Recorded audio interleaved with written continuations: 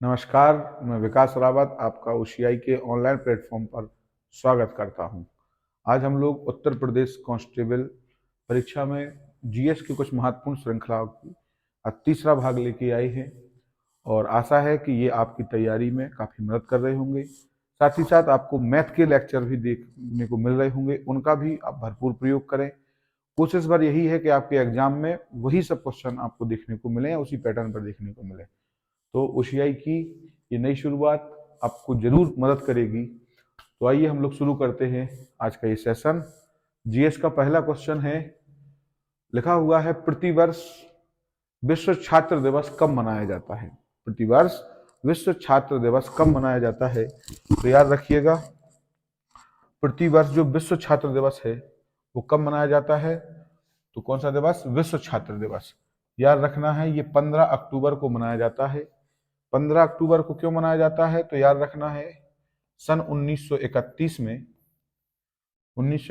में 15 अक्टूबर 1931 को doctor APJ APJ कलाम साहब एपीजे अब्दुल कलाम साहब का, हमारे पूर्व राष्ट्रपति का जन्म हुआ था। इसीलिए प्रत्येक 15 अक्टूबर को विश्व छात्र दिवस के रूप में इसको मनाया जाता है। याद रखिएगा, ठीक। चलिए नेक्स्ट चर्चा करें अगले प्रश्न की। अगला प्रश्न नीचे ही है आपका, लिखा हुआ है कि resolve United Nation in a divided world. Question है resolve United Nation in a divided world नामक पुस्तक के लेखक कौन है। तो याद रखिए United Nation in a divided world, तो याद रखना ये पुस्तक है बान की मून। किसकी है? बान की मून। याद रखना है हमारे पूर्व महासचिव रहे हैं यूएन के बान की मून साहब, उनकी ये पुस्तक हाल ही में आई है। तो याद रखना है resolve United Nation in a divided world किसकी बुक है, तो याद रखना बान की मून की। चलिए अगली चर्चा करें। नेक्स्ट तीसरा प्रश्न, देश में पहली बार उत्तर प्रदेश के कौन से जिले से ताप रोधक खनिज एंडोलुसाइट, क्या नाम है इसका? एंडोलुसाइट का खनन किया गया। तो याद रखना है एक खनिज है जिसका नाम है एंडोलुसाइट और ये ताप रोधक खनिज होता है। ताप रोधक मतलब ये गर्मी को ऑब्जर्व करता है ना, गर्म सतह को बचाता है, आग जलने से बचाता है। तो एक ऐसा खनिज खोजा गया है जिसको अब खनन किया जा रहा है उसका, और ये कहाँ है? तो उत्तर प्रदेश में पहली बार। कौन सा खनिज जो तापरोधक खनिज है? तो खनिज का नाम है एंडोलुसाइट। और कहाँ से किया जा रहा है? तो याद रखना है ये आपकी सोनभद्र और दूसरा है आपका ललितपुर, अर्थात इसका उत्तर हो जाएगा एक और दोनों, ठीक। तो देश में पहली बार उत्तर प्रदेश के कौन से जिलों से तापरोधक खनिज एंडोलुसाइट का खनन किया जा रहा है, तो याद रखिएगा सोनभद्र और ललितपुर दोनों हो जाएंगे, है ना। इसके अलावा याद रखना है सोनभद्र की कुछ महत्वपूर्ण बातें हैं कि एकमात्र जिला जिसकी सीमा 4 राज्यों से लगती है। कितने राज्यों से? 4 राज्यों से। तो सोनभद्र के बारे में याद रखिए, सोनभद्र एकमात्र ऐसा जिला है उत्तर प्रदेश का जिसकी सीमा 4 राज्यों से लगती है। कौन से वो 4 राज्य हैं? तो याद रखना है एक तो राज्य है आपका मध्य प्रदेश, याद रखिएगा। दूसरा राज्य याद रखना है आपका छत्तीसगढ़ है। तीसरा राज्य याद रखिएगा आपका झारखंड है और चौथा राज्य है आपका बिहार। ये याद रखना 4 राज्यों से एकमात्र जिला है आपका जिसका नाम है सोनभद्र, जो सीमा साझा करता है। सोनभद्र एकमात्र ऐसा जिला है यूपी का जो 4 राज्यों से क्या करता है? सीमा साझा करता है। तो एक बात याद रखना। अगर और पूछें तो सोनभद्र के बारे में रखना सबसे ज्यादा वन, सर्वाधिक वन कहां पर है? तो सर्वाधिक वन याद रखना सोनभद्र में है। इसके अलावा और आपसे पूछें कि सोनभद्र में तो सबसे ज्यादा जनजाति, यूपी में सर्वाधिक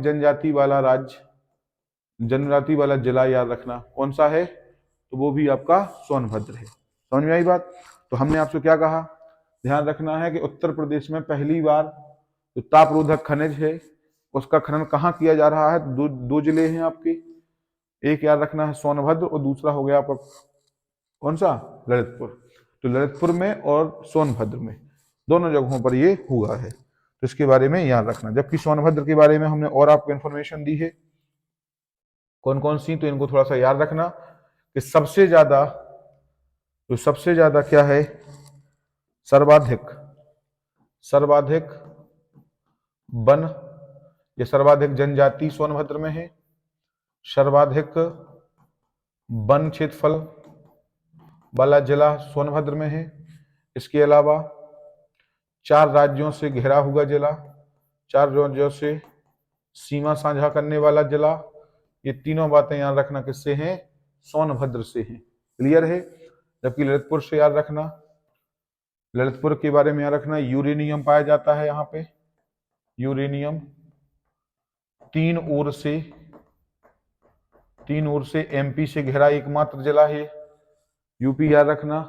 उत्तर प्रदेश का एकमात्र जिला है ललितपुर जो 3 ओर से मध्य प्रदेश से घिरा है ना। तो इनके बारे में थोड़ा सा याद रखना। चलिए नेक्स्ट आगे चर्चा करें। अगली चर्चा है, अगले क्वेश्चन पे गौर करेंगे हम लोग। उत्तर प्रदेश के किस जिले में खादी कारीगर सम्मेलन 2023 का आयोजन किया गया है? महत्वपूर्ण प्रश्न है, ध्यान दीजिएगा। तो याद रखना ये उत्तर आपका हो जाएगा कौन सा?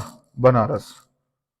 वाराणसी में उत्तर प्रदेश के किस जिले में? तो आपको बताना है बनारस में खादी कारीगर सम्मेलन, जितने भी खादी से जुड़े हुए कारीगर हैं उन सभी का सम्मेलन आपके उत्तर प्रदेश के बनारस डिस्ट्रिक्ट में हुआ था, है ना।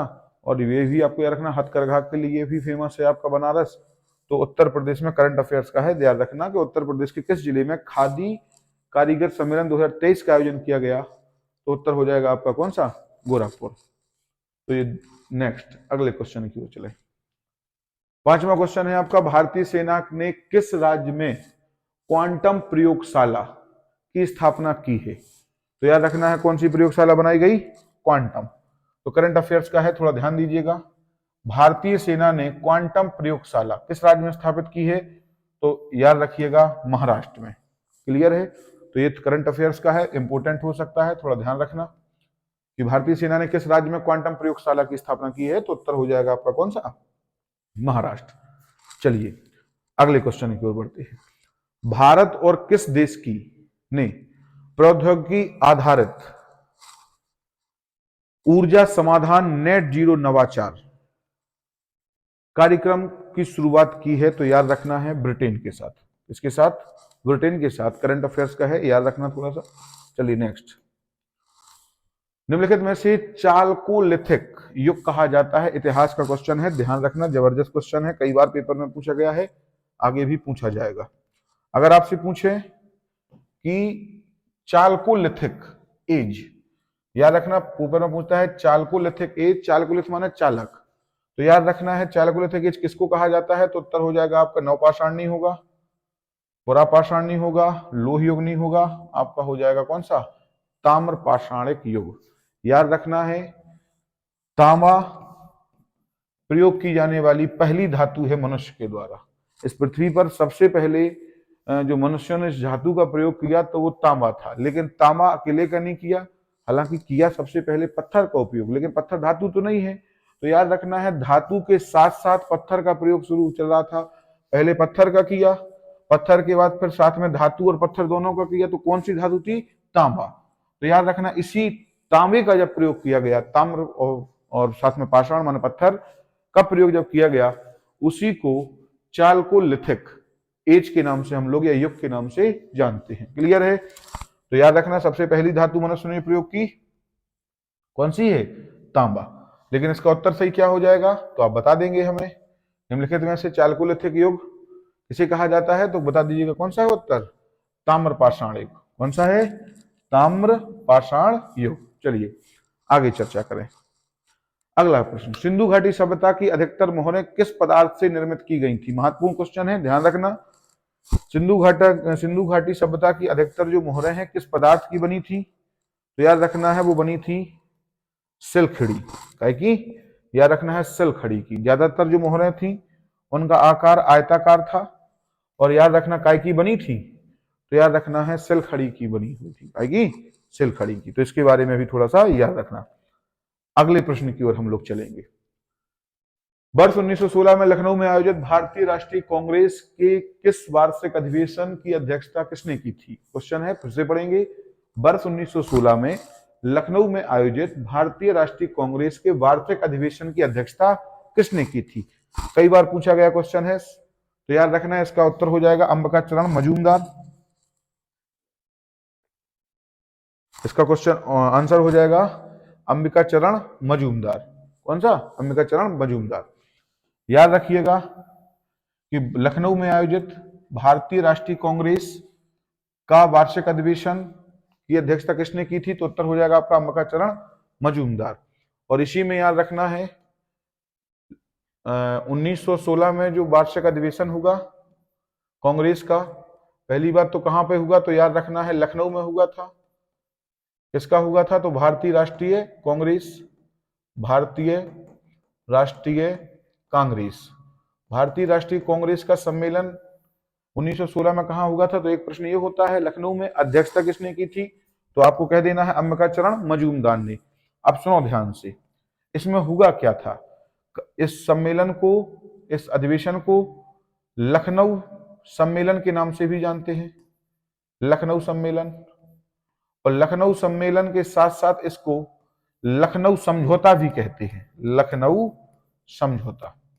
अब ये क्या है लखनऊ समझौता? ध्यान दो थोड़ा सा। हमने कई बार आपको हिस्ट्री के दौरान बताया है कि लखनऊ जो है, इसमें भारतीय राष्ट्रीय कांग्रेस का वार्षिक अधिवेशन होगा, और इस वार्षिक अधिवेशन में एक समझौता हुआ किसके बीच? कांग्रेस के बीच, कांग्रेस और मुस्लिम लीग के बीच। मतलब इस अधिवेशन में कांग्रेस और मुस्लिम लीग दोनों एक साथ एक मंच पर बैठे, और जब दोनों के बीच समझौता हो गया तो इसी सम्मेलन को लखनऊ समझौते के नाम से भी जाना जाता है। वास्तव में अगर तुम्हें हकीकत बताएं तो 1916 में जो लखनऊ का अधिवेशन हुआ, इसमें दो समझौते हुए थे, और ये 2022 के पेट में भी ये क्वेश्चन पूछा गया था। तो याद रखना है लखनऊ समझौता क्या है?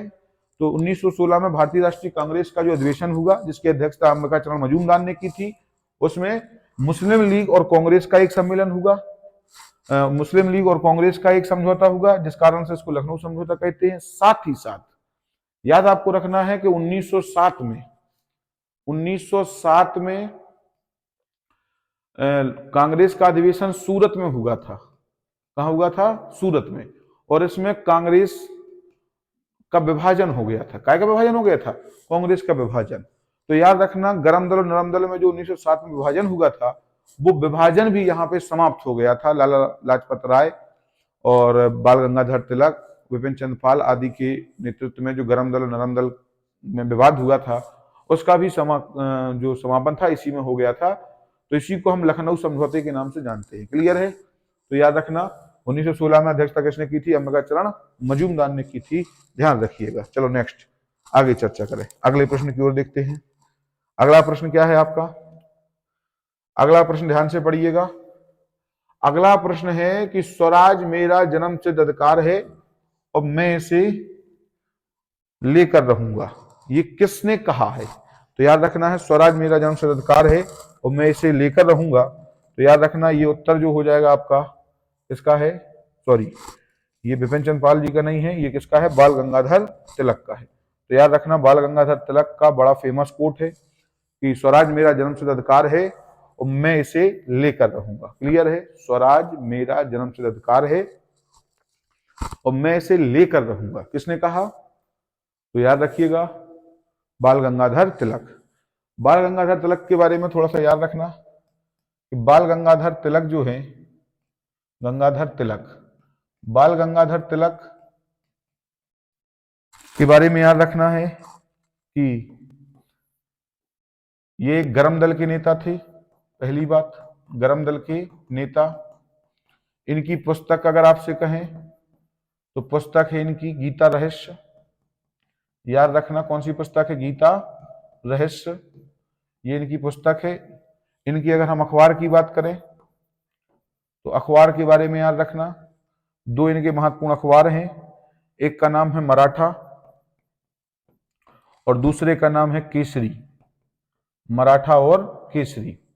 अगर हम इनके संगठन की बात करें, इन्होंने कौन सा संगठन बनाया था, तो याद रखना है होम रूल की स्थापना की थी, होम रूल लीग की स्थापना, याद रखना होम रूल लीग की स्थापना की थी इन्होंने मार्च 1916 में, ये भी तुम्हें याद रखना है।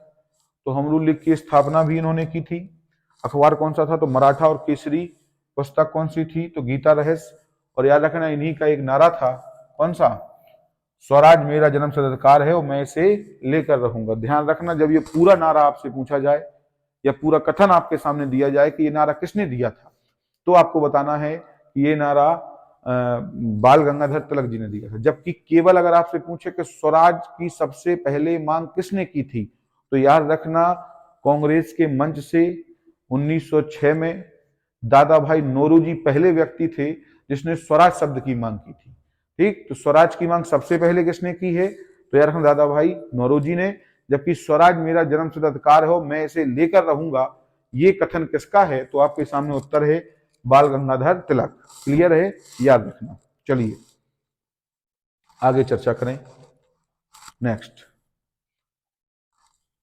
उस स्थल का नाम बताएं जहां से प्राचीनतम स्थायी जीवन के प्रमाण मिले हैं। बहुत बार क्वेश्चन पूछा गया है, ध्यान रखना। ये है आपका, ये तो सिंधु घाटी सभ्यता के हैं तीनों।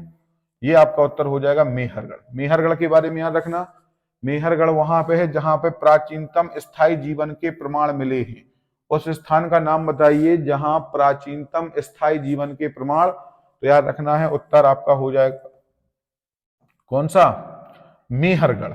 मेहरगढ़ के बारे में याद रखना कि जो मेहरगढ़ है, मेहरगढ़ के बारे में याद रखना है ये पाकिस्तान में है और पाकिस्तान का एक प्रांत है, उस प्रांत का नाम है बलूचिस्तान। क्या है, बलूचिस्तान। तो बलूचिस्तान प्रांत में एक नगर है मेहरगढ़ जहां से जीवन के स्थायी प्रमाण प्राप्त हुए हैं, सबसे प्राचीनतम। तो सबसे प्राचीनतम स्थायी प्रमाण कहां से मिले हैं, तो याद रखना है आपको कहां से, मेहरगढ़। और मेहरगढ़ कहां पर है, तो याद रखना, क्या बताएंगे आपको, बताना है पाकिस्तान में है और कहां पे है, बलूचिस्तान। चलिए अगली चर्चा करें, तो ध्यान रखिएगा इस क्वेश्चन के बारे में। चलो, कालीबंगा, कालीबंगा का क्या नाम है, कालीबंगा को क्या है, नाम का तात्पर्य क्या है, ये आप हमें कमेंट बॉक्स में बताइएगा। धौलावीरा किस नदी के किनारे है और किस राज्य में है, ये भी आप हमें कमेंट बताइएगा। और राखीगढ़ी के बारे में क्या खासियत है, ये भी आप हमें कमेंट बॉक्स में बताइएगा। सिंधु घाटी सभ्यता का है, हमने आपको क्लू भी दे दिया है, इनके बारे में हमें एक एक लाइन आप कमेंट बॉक्स में बताएंगे। चलिए अगली चर्चा है, निम्नलिखित में से किस शासक का काल में महान संस्कृत कवि कालिदास हुए हैं। जबरदस्त क्वेश्चन है, याद रखना है निम्नलिखित में से किस शासक के काल में महान संस्कृत कवि कालिदास, है ना, इनको भारत का शेक्सपियर कहा जाता है। तो याद रखना कालिदास जी जो हैं किस शासक के दरबार में रहते थे, तो याद रखना है चंद्रगुप्त द्वितीय, ये एक ऑप्शन है चंद्रगुप्त द्वितीय। दूसरा ऑप्शन है चंद्रगुप्त मौर्य, तो याद रखना है कुमार गुप्त द्वितीय और समुद्रगुप्त। तो ना तो उत्तर समुद्रगुप्त है, ना कुमारगुप्त है, ना ही चंद्रगुप्त मौर्य है।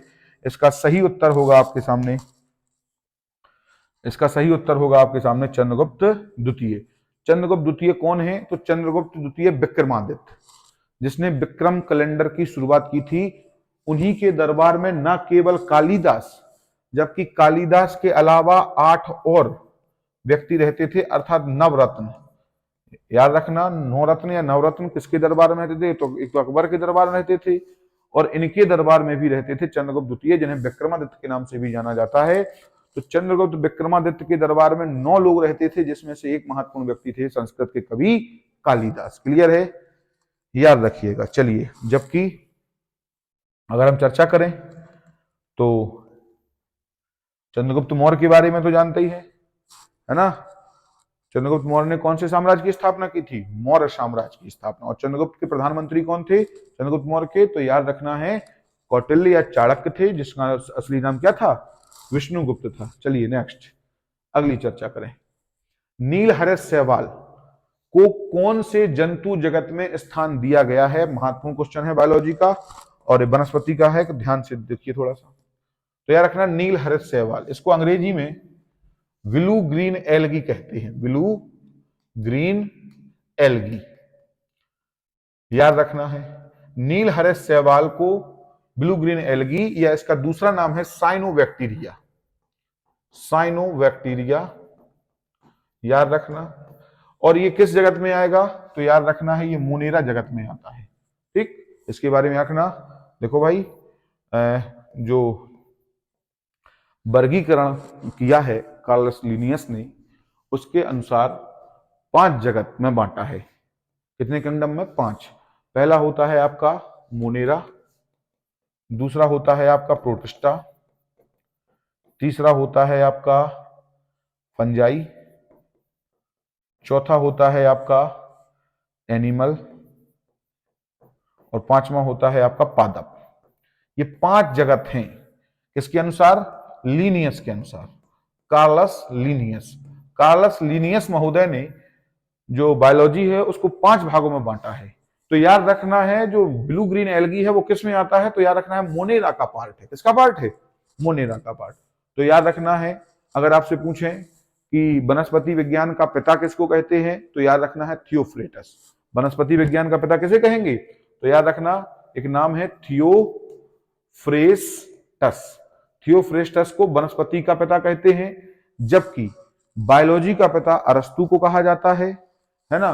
तो इसके बारे में थोड़ा सा याद रखिएगा। चलिए अगले प्रश्न की ओर चलें।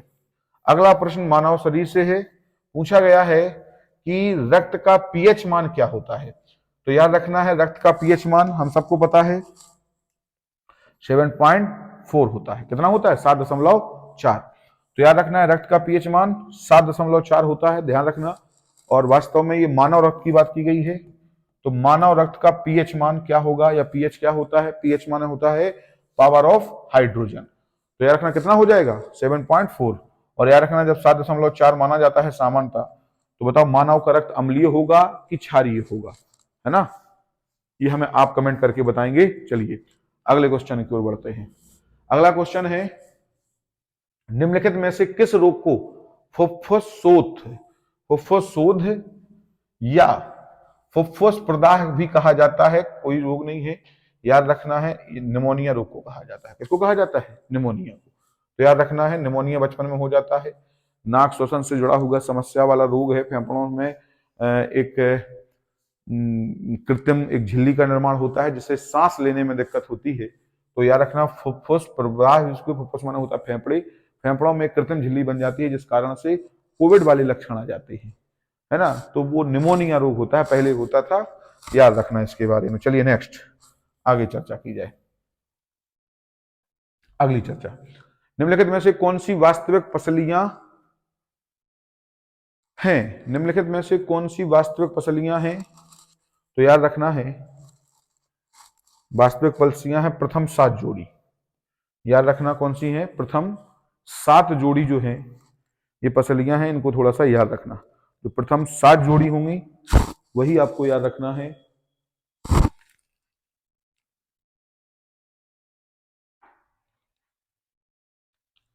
चलिए ठीक, तो क्वेश्चन क्या था? निम्नलिखित में से कौन सी वास्तविक पसलियां होती हैं? तो याद रखना है प्रथम 7 जोड़ी।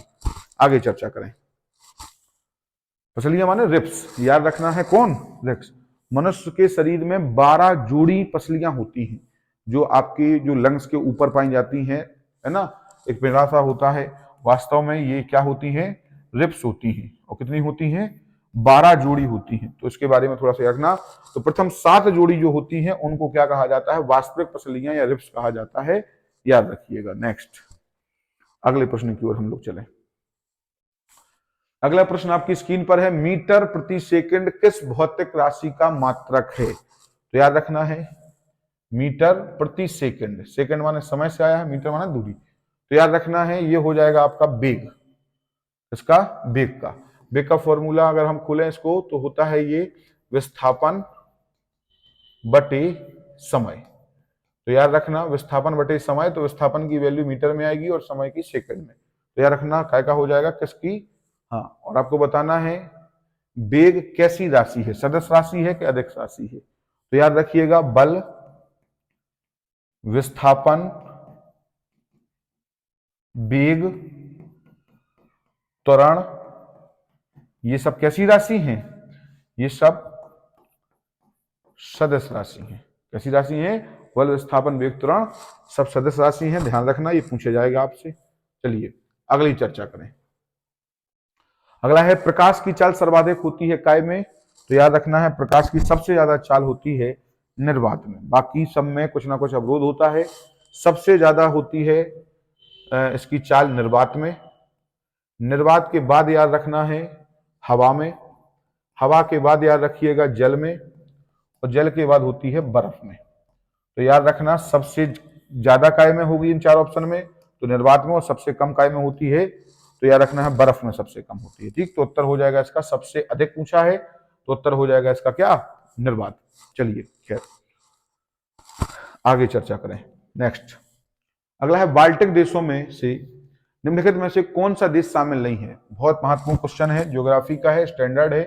बाल्टिक देश याद रखना है अटलांटिक महासागर, जब हमने पढ़ा था या हम चर्चा हुई थी अटलांटिक महासागर की, तो हमने बताया था अटलांटिक महासागर का एक सीमांत सागर है, इसको कहते हैं बाल्टिक सागर।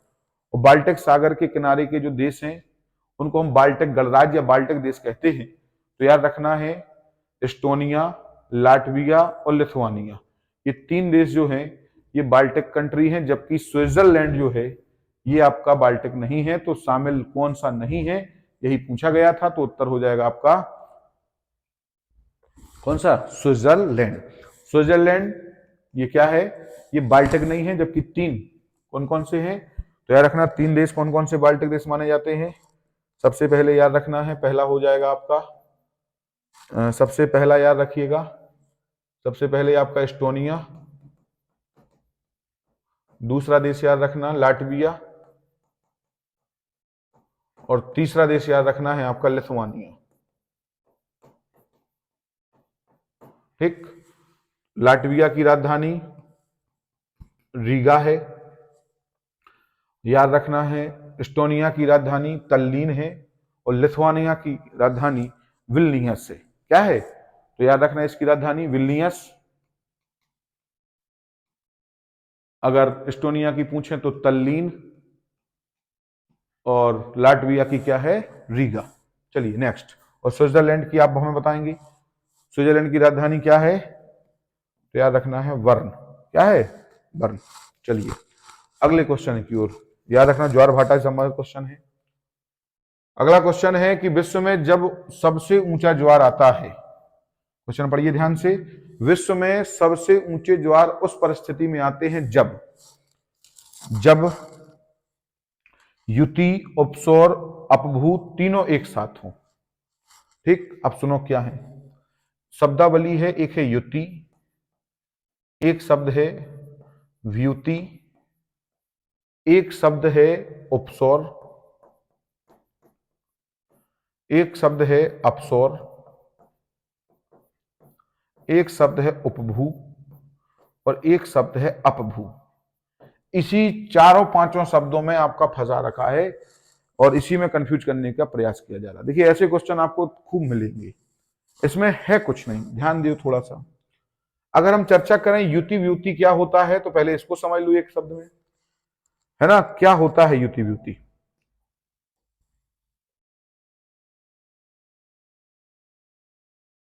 ध्यान दें थोड़ा सा।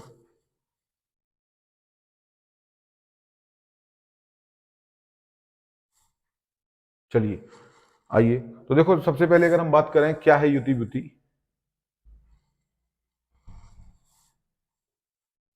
गौर करिएगा, तो इसका सही उत्तर जो होगा वो आपका उत्तर हो जाएगा कौन सा? Option C. सुनो ध्यान से समझो, एक होता है कंडीशन, ध्यान दो थोड़ा सा। मान लीजिए आपका सन है या अर्थ है आपकी, और सन है और मून है, जब तीनों एक रेखा में आए, कौन कौन? सन, अर्थ और मून। सन, अर्थ और मून जब तीनों एक ही रेखा में होते हैं तो उस स्थिति में या तो युति बनता है या व्युति बनता है। और दूसरी कंडीशन होती है कि सन, मून और अर्थ, एक कंडीशन ये भी हो सकती है। ये कंडीशन है, एक कंडीशन ये है और दूसरी कंडीशन ये है। ध्यान दो, अगर हम बात करें कि क्या है ये, तो याद रखना है सन, अर्थ और मून जब तीनों एक ही रेखा में हो, लेकिन इसमें है क्या कि मून हो गया है थोड़ा सा अलग, मून यहां पर है, सन यहां पर है, और इसमें क्या है कि सन भी उसी तरफ है और मून भी उसी तरफ है, और लास्ट में है अर्थ। तो याद रखना इस स्थिति में क्या है कि अर्थ बीच में है, और इस स्थिति में है कि अर्थ मून और सन के जस्ट अपोजिट डायरेक्शन में है। ध्यान दो, तो दूसरी कंडीशन और पहली कंडीशन, लेकिन दोनों में क्या है, ये है दोनों एक ही रेखा में। क्लियर है? तो युति विति ऐसी स्थिति होती है जब सूर्य, चंद्रमा और पृथ्वी तीनों एक रेखा में होती है। ठीक है, तो याद रखना है इसके बारे में, कब युति होगा, कब युति होगा। जब भाई साहब याद रखना सूरज और चंद्रमा के बीच में पृथ्वी फंसी हो तो कैसे कंडीशन कहलाती है युति, और जब सूरज और पृथ्वी के बीच में क्या हो, चंद्रमा हो, तो स्थिति कहलाती है व्युति। ठीक, बात समझ में आई? तो याद रखना है अगर ऐसी कंडीशन है कि बीच में अर्थ है और यहां पर सन है और यहां पर मून है, तो ऐसी स्थिति में क्या होगा, मून अपनी ओर समुद्र को खींचेगा, गुरुत्वाकर्षण बल लगाएगा, और समुद्र अपनी ओर खींचेगा, तो दोनों जगह ही ज्वार होंगे, और दोनों जगह जब ज्वार होंगे तो उतने जबरदस्त ज्वार नहीं आएंगे। इसमें क्या होगा, इसमें मून भी खींच रहा होगा, मून भी अपना प्रयास कर रहा है कि पृथ्वी से समुद्र को उठाया जाए, और सूरज का भी क्या होगा, सूरज का भी थोड़ा सा क्या होगा, सूरज भी क्या करेगा, अपनी ओर खींचने की कोशिश करेगा, तो दोनों के आकर्षण बल पृथ्वी पे काम करेंगे, और जब दोनों के एक साथ एक ही दिशा में काम करेंगे तो ऐसी स्थिति में बड़े ज्वार आएंगे। तो याद रखना है युति वाले तो वैसे ही गलत हो जाएंगे, अब युति वाले या तो ये है या ये है। और सुनो, दूसरे शब्द हैं उपसौर, अपसौर, उपभू, अपभू। सुनो बात, जब हम कहें उपसौर अपसौर तो याद रखना सूरज और पृथ्वी के बीच की दूरी अगर ज्यादा है, अगर सूरज और पृथ्वी के बीच की दूरी ज्यादा है या सूरज और अर्थ के बीच की दूरी कम है, दो कंडीशन होती है, या तो अधिकतम होती है कम, तो याद रखना जब दूरी ज्यादा होती है तो उसको कहते हैं अपसौर, और जब कम होती है तो उसको कहते हैं उपसौर। तो याद रखना ज्वार कब ज्यादा आएंगे, ज्वार तब ज्यादा आते हैं जब भाई साहब सूरज और पृथ्वी की दूरी क्या हो, कम हो। तो याद रखना कम के लिए उप का प्रयोग करना है, तो ये हो गया कौन सा, उप, यहाँ पे अब तो ये भी गलत हो जाएगा, उत्तर हो जाएगा आपका कौन सा, यही। तो याद रखना है उच्च ज्वार कब आएंगे, तो सबसे ऊंचे ज्वार आते हैं जब व्युति हो, उपसौर हो, उपभू हो। उपभू माने चंद्रमा जब पृथ्वी के पास हो उसको उपभू कहते हैं।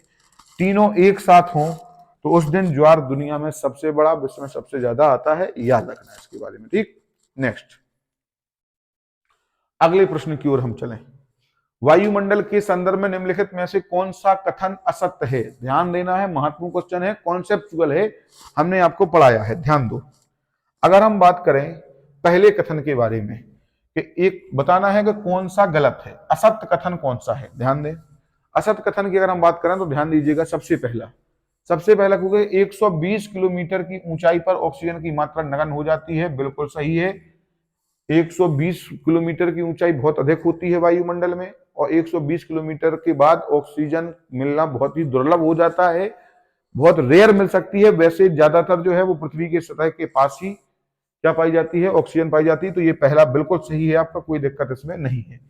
वायुमंडल के संपूर्ण जलवाष्प, वायुमंडल का संपूर्ण जलवाष्प लगभग 90% केवल 8 किलोमीटर की ऊंचाई तक ही पाया जाता है, तो ये भी बिल्कुल बात सही है। मतलब जो जलवाष्प है, कुल जलवाष्प जितनी भी है उसका 90% केवल कहां तक है, हमारे धरातल से 8 किलोमीटर तक है, तो ये भी सही है। कार्बन डाइऑक्साइड सौर विकिरण के लिए अपारदर्शी है। कार्बन डाइऑक्साइड सौर विकिरण के लिए अपारदर्शी है। आप सोच के देखो, प्रकाश आता है सूरज से और पृथ्वी पर आता है, इसी के प्रकाश की वजह से हम वस्तुओं को देख पाते हैं, और आपके पृथ्वी के चारों ओर हमको पता है कि कार्बन डाइऑक्साइड है, और कार्बन डाइऑक्साइड को पार करते हुए सूरज का प्रकाश पृथ्वी तक चला आ रहा है। तो भाई साहब कैसे अपारदर्शी हो गया? क्या कह रहा है? कार्बन डाइऑक्साइड सौर विकिरण के लिए अपारदर्शी है, मतलब कार्बन डाइऑक्साइड जब सौर विकिरण आएगा तो कार्बन डाइऑक्साइड को पार नहीं कर पाएगा। नहीं, गलत है ना? तो यही आपका क्या हो जाएगा, गलत हो जाएगा। और लास्ट है आपका ओजोन का विस्तार सतह से 10 से 50 किलोमीटर की ऊंचाई पर होता है, याद रखना, हमने बताया था समताप मंडल। समताप मंडल में ये क्या होता है, ओजोन परत पाई जाती है। 25 से 35 के बीच में ये ज्यादा होती है, तो इसके बारे में भी थोड़ा सा याद रखना। चलिए नेक्स्ट, अगले क्वेश्चन की ओर हम लोग आगे बढ़े। अगले क्वेश्चन की ओर देखें, ध्यान दें थोड़ा सा। अगला क्वेश्चन है, निम्नलिखित में से कौन सा कथन असत्य है। इस पर भी याद रखना है, कौन सा कथन असत्य है, ध्यान दें थोड़ा सा। पहला कथन पढ़िए, भारत की मानक समय रेखा 6 राज्यों से गुजरती है। भारत की मानक समय रेखा कितने राज्यों से, 6 राज्यों से। क्या ये सत्य है? तो पहले ही भाई साहब आपका क्या हो गया, गलत हो गया। क्यों? क्योंकि आपकी समय मानक रेखा तो कितने राज्यों से, 5 राज्यों से गुजरती है। अगला पढ़ लेते हैं, कर्क रेखा भारत के 8 राज्यों से गुजरती है। बिल्कुल ठीक बात है। भारतीय तट रेखा, भारतीय तट रेखा कितने राज्यों से जुड़ी हुई है, तो 9 राज्य हैं। बिल्कुल ये भी सही है। और अगला है, चलो ये दिख नहीं रहा है, इसको अपन लोग तो, लेकिन बस आपको गलत छाटना था, तो ये कौन सा हो गया, यही वाला आपका हो गया। याद रखना, निम्नलिखित में से कौन सा सत्य है, तो याद रखना 6 नहीं है, कितने होंगे, 5 राज्यों से गुजरती है। ठीक, तो याद रखना वो 5 राज्य बताओ। सबसे पहले कौन कौन से वो 5 राज्य हैं, ध्यान दें थोड़ा सा। अगर हम बात करें तो समय मानक रेखा, समय मानक रेखा, समय मानक रेखा कौन सी है भारत की, तो याद रखना 82.5 डिग्री, 82.5 डिग्री ईस्ट जो है वो समय मानक रेखा है। कितने राज्यों से, 5 राज्यों से गुजरती है। कौन से हैं 5 राज्य, तो सबसे पहले याद रखना है आपका यूपी है, दूसरा याद रखना है आपका एमपी है, तीसरा याद रखना है आपका छत्तीसगढ़ है, चौथा याद रखना है उड़ीसा, और 5वां याद रखना है आंध्र प्रदेश। ये याद रखना, यूपी, एमपी, छत्तीसगढ़, उड़ीसा और आंध्र प्रदेश, इतने राज्यों से गुजरेगी, अन्यथा नहीं गुजरेगी। ठीक, तो 5 राज्यों से गुजरती है, याद रखना। समय मानक का 6 से नहीं, तो यही आपका क्या हो जाएगा, गलत हो जाएगा। चलिए नेक्स्ट प्रश्न की ओर। अगला प्रश्न है, निम्नलिखित में से कौन सा स्थान कर्क रेखा के उत्तर दिशा में स्थित है। पूछा गया क्वेश्चन है, हमने कई बार आपको पढ़ाने के दौरान बताया, ध्यान रखें इसके बारे में। बताइए कौन सा हो जाएगा, तो याद रखना है, निम्नलिखित में से कौन सा स्थान कर्क रेखा के उत्तर में स्थित है। तो ये आपको याद रखना है, सबसे पहले कितने राज्यों से जाती है कर्क रेखा, तो आपको बताना है 8 राज्यों से। कौन कौन से 8 राज्य, तो सबसे पहले है आपका राज्य गुजरात। पहला कौन सा है, गुजरात। गुजरात के बाद है राजस्थान, राजस्थान के बाद है एमपी, एमपी के बाद है आपका छत्तीसगढ़, फिर आपका है झारखंड, और झारखंड के बाद है आपका पश्चिम बंगाल, और पश्चिम बंगाल के बाद है आपका मिजोरम, और मिजोरम के बाद है आपका त्रिपुरा। तो याद रखिएगा ये 8 राज्य हैं। कौन कौन से हैं, तो पहला गुजरात, दूसरा राजस्थान, तीसरा मध्य प्रदेश, चौथा छत्तीसगढ़, 5वां झारखंड, 6वां पश्चिम बंगाल, 7वां त्रिपुरा और 8वां मिजोरम। तो पूछा गया है कौन से कर्क रेखा के उत्तर में है। मान लीजिए कर्क रेखा है, तो कौन से शहर हैं जो उत्तर में है, तो याद रखना है, एक तो आपका राजस्थान की राजधानी जयपुर को देखेंगे जब भी आप, तो जयपुर भी आपको कर्क रेखा के ऊपर मिलेगा, पूरा राजस्थान ही लगभग 90% ऊपर है। इसके अलावा अगरतला और आइजोल, ये 3 राजधानी केवल ऐसी हैं जो कर्क रेखा के उत्तर में है, बाकी सब आपकी दक्षिण में है। तो उत्तर हो जाएगा आपका बी, डी और ई, बी, डी और ई, याद रखिएगा, ये आपका आंसर हो जाएगा। अगले प्रश्न की ओर चलें। संविधान के कौन से अनुच्छेद में यह प्रावधान किया गया है कि राज्य के नीति निर्देशक तत्वों को न्यायपालिका में नहीं लाया जा सकता है। याद रखना है, पढ़िए ध्यान से, संविधान के कौन से अनुच्छेद में यह प्रावधान है कि राज्य के नीति निर्देशक तत्व को न्यायालय में नहीं ले जाया जा सकता है। कई बार चर्चा हुई है कि व्यक्ति मौलिक अधिकारों को न्यायालय में जा सकता है। क्यों ले जा सकता है, क्योंकि न्यायालय द्वारा मौलिक अधिकार परिवर्तनीय हैं, लागू कराए जाते हैं। लेकिन मौलिक अधिकार तो हो जाएंगे न्यायालय द्वारा लागू, लेकिन आप किनको लेकर, नीति निर्देशक तत्वों को लेकर कहां नहीं जा पाएंगे, तो कोर्ट नहीं जा पाएंगे। क्यों, ध्यान से सुने। आर्टिकल 37 कहता है इस बात को कि ये न्यायालय द्वारा प्रवर्तनीय नहीं है, अर्थात इनको न्यायालय में लागू नहीं कराया जा सकता है। और जब लागू नहीं कराया जाएगा तो क्यों ले जाओगी? समझ रहे बात? तो याद रखना ये राज्य के बुद्धि और विवेक पर निर्भर करता है। राज्य कल्याणकारी इच्छा इससे प्रकट होती है। जब राज्य के पास संसाधन होंगे तो उन संसाधनों का उपयोग मानव के कल्याण हेतु किया जाएगा। अर्थात आप इसको जबरदस्ती कोर्ट में घसीटते हुए नहीं ले जाएंगे कि नहीं नहीं तुम तो करो, वो नहीं हो पाएगा। ठीक, याद रखिएगा। चलिए अगली चर्चा करें। अगला क्वेश्चन है, ध्यान दें थोड़ा सा। अगर हम अगले क्वेश्चन की बात करें तो थोड़ा सा गौर फरमाएं। क्वेश्चन क्या है, ध्यान से पढ़ें। क्वेश्चन को थोड़ा सा ध्यान से देखें। अगर हम क्वेश्चन की बात करें तो याद रखिएगा, भारतीय संविधान का अनुच्छेद 76, भारतीय संविधान का अनुच्छेद 76 किस पदाधिकारी से संबंधित है? याद रखना है अटॉर्नी जनरल ऑफ इंडिया। इसके बारे में रखना कौन सा है? आर्टिकल 76 में भारतीय संविधान का अनुच्छेद जो 76 है, आर्टिकल 76, इसमें क्या है? तो अनुच्छेद 76 याद रखिएगा, अटॉर्नी जनरल ऑफ इंडिया। क्या है? अटॉर्नी जनरल ऑफ इंडिया मतलब महान्यायवादी। महान्यायवादी जो है भारतीय संविधान के कौन से अनुच्छेद में है? तो याद रखना है 76 में है। अगर हम भाग की बात करें कौन से भाग में है, तो भाग हमें आप बताइएगा कौन सा भाग है ना? तो याद रखना कौन सा भाग हो जाएगा, बताना भाई कमेंट में हमें। ठीक, तो याद रखना, कमेंट बताइएगा कौन सा भाग है। चलिए नेक्स्ट अगली चर्चा करें।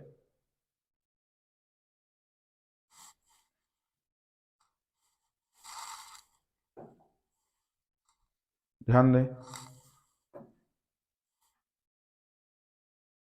भारतीय संविधान के निम्नलिखित प्रावधानों में से कौन सा प्रावधान मंत्री परिषद की नियुक्ति अथवा पदच्युति को विवेचित करता है? मतलब भारत में जो मंत्रियों का गठन होता है, मंत्रियों की जो नियुक्ति होती है और जो पद से उनको हटाया जाता है, कौन सा है? तो याद रखिएगा कौन सा है?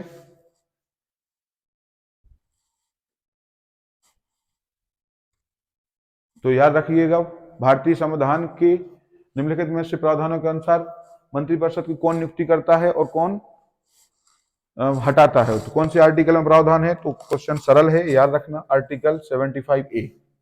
75 में याद रखना, राष्ट्रपति प्रधानमंत्री एवं अन्य मंत्रियों की नियुक्ति करता है तथा प्रधानमंत्री मंत्रिपरिषद उसी के प्रसाद पर्यंत अपने पद पर बने रहते हैं। आर्टिकल 75 फैक्ट है, याद रखना। अगला क्वेश्चन है, भारत में राज्यपाल की नियुक्ति का प्रावधान कौन से देश से ग्रहण किया गया है? भारत में राज्यपाल की नियुक्ति का प्रावधान, तो याद रखना ये विदेशी स्रोत का क्वेश्चन है और याद रखना है कहां से लिया गया है राज्यपाल का पद? तो याद रखिएगा, सबको पता है अमेरिका से, यूएसए से लिया गया है कौन सा पद? राज्यपाल का पद। तो इसके बारे में याद रखना है। ठीक, चलिए तो कहां से लिया जाएगा? याद रखिएगा राज्यपाल का पद। ठीक, अगली चर्चा नेक्स्ट। सरकार की किसी एवं मूल वर्ग की मुद्राओं, सरकार किसी एवं मूल वर्ग की मुद्राओं को अवैध घोषित कर चलन से बाहर कर देती है, इस प्रक्रिया को क्या कहते हैं? मतलब सरकार जो कुछ करेंसी को बैन कर देती है या कुछ सीरीज को बैन कर देती है, उसको चलन से बाहर कर देती है, तो वो क्या प्रक्रिया क्या कहलाती है? हम सबको पता है क्योंकि हाल ही में हम इसको देख चुके हैं। तो ये विमुद्रास्फीति नहीं कहलाएगी, मुद्रास्फीति नहीं कहलाएगी, मुद्रा का संकुचन। इसका उत्तर होगा डिमोनेटाइजेशन, या इसको हम हिंदी में कहते हैं विमुद्रीकरण। क्या कहते हैं? अभी हाल ही में हुआ था, मोदी जी ने 500 और 1000 के नोट बंद कर दिए थे कुछ समय पहले। तो याद रखना है ये वही किया था, विमुद्रीकरण। उन्होंने कह दिया था कि अब 500 और 1000 के नोट नहीं चलेंगे। ठीक, तो याद रखना ये हो जाएगा विमुद्रीकरण कहलाता है। नोट को बाहर कर देना, अवैध घोषित कर देना, है ना, वो मुद्राओं को बंद कर देना, क्या कहलाता है? विमुद्रीकरण। अगला प्रश्न, निम्नलिखित में से कौन सी समिति का संबंध कर सुधार से है? तो याद रखना है कर सुधार की अगर हम बात करें तो चेलविया नहीं, चेलैया। ठीक, तो चेलैया समिति का संबंध है। कैसे है? याद रखना लगभग 1991 में ये समिति बनाई गई थी। कौन सी समिति है? चेलैया समिति है और इसे कर सुधार को लेकर इन्होंने अपनी सिफारिश पेश की थी, तो याद रखिएगा।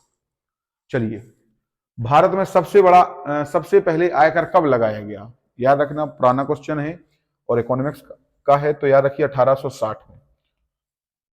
भारत के जो बजट सबसे पहले पेश जिसने किया था, उन्हीं के द्वारा ही क्या किया गया था, पहली बार कर लगाया गया था। याद रखना है। आप हमें बताएंगे भारत में बजट का जनक किसे कहा जाता है, बजट का जनक।